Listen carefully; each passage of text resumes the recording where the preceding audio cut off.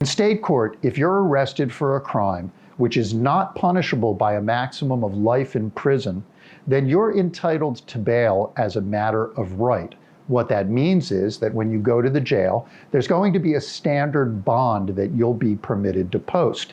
And you can go ahead and contact a bail bondsman or a family member and arrange for that bond to be posted and secure your release from jail without going in front of a judge. Now, there are certain exceptions to that rule. For instance, if you're charged with a domestic violence offense, you cannot bond out of jail before you see a judge, because there's a requirement in the law that the alleged victim of a domestic violence situation needs to be advised and notified that you're having a bond hearing and that you may be released from jail. And that's just one exception, although there are several.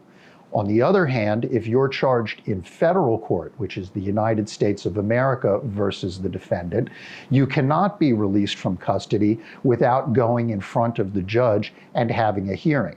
Now, in federal court, there are several different types of bail bonds. The first type of bail bond is what we call a personal surety bond. And what that means is that you'll agree on a specific dollar amount with the prosecution and present it to the judge. And if the judge accepts it, let's say a $50,000 personal surety bond, you and perhaps a co-signer will have to complete some paperwork. And once that's all submitted and approved by the judge, you'll be released. There's also a bond in federal court called a corporate surety bond, which requires that you post 15% of the bond before you can be released from custody. So for an example, if you get a $100,000 corporate surety bond, then you would have to pay $15,000 to a bail bondsman before you can be released from jail.